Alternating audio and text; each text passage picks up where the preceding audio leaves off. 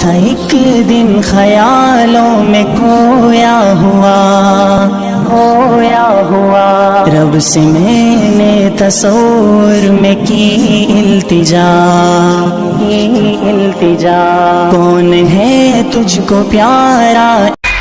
خدا کے لیے میں آپ کے پیر پکڑ کے ریکویسٹ کرتا ہوں، میری شادی میں فضول خرچی مت کیجیے گا۔ بیٹیاں کہیں میں فاطمہ سے زیادہ معزز باپ کی بیٹی نہیں ہوں، اور نوجوان لڑکے کہیں کہ میں حسن اور حسین سے زیادہ عزت والا نہیں ہوں۔ خدا کے لیے میری شادی میں فضول خرچی مت کیجیے گا۔ بچے کہیں، ماں باپ کہیں کہ بیٹا دوسروں کے ہاں جا کر ہم نے کھانا کھایا ہے، وازوان کھایا ہے، اور یہ کیا ہے اور وہ کیا ہے، اب تو ہم کو کرنا ہی پڑے گا، تو بیٹا خوشامد کرے، بحث تو نہ کرے، بڑوں سے خوشامد کرے۔ بیٹیاں کہیں، بیٹیاں اپنی ماں کے پیر پکڑ کے کہیں امی جو غلطی پہلے ہو گئی، لیکن اب اللہ کے غضب کو دعوت مت دیجیے۔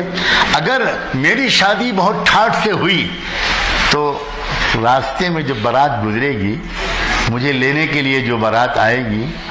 اور مجھے دلہن بنا کر جو بارات لے جائے گی، تو راستے میں غریبوں کے بھی تو گھر پڑیں گے۔ اگر کسی غریب کے گھر کی بیٹی نے تکیے میں منہ چھپا کر رونا شروع کیا اور کسی غریب کے بیٹی نے یہ کہا اللہ میرا باپ بھی اگر مالدار ہوتا تو مجھے بھی تو کوئی رخصت کرنے کے لیے آتا، میرے گھر پہ بھی تو شہنائی بجتی،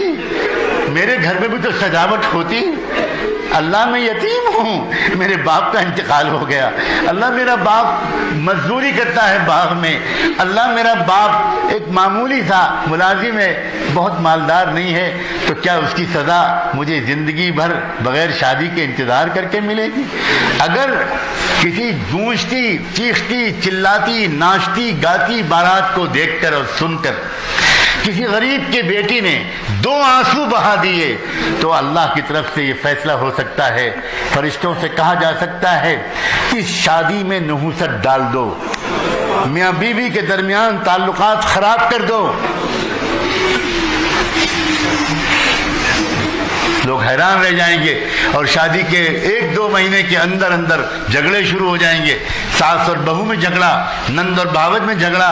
شوہر اور بیوی میں جھگڑا، اور لوگ سمجھیں گے کہ یہ جھگڑا اس لیے ہو رہا ہے کہ کسی نے کچھ جادو کرا دیا اور کسی نے کچھ سفلی کرا دی۔ نہ جادو نہ سفلی، بلکہ بات یہ ہے کہ اس غریب کی کراہ پر اللہ کو غصہ آ گیا۔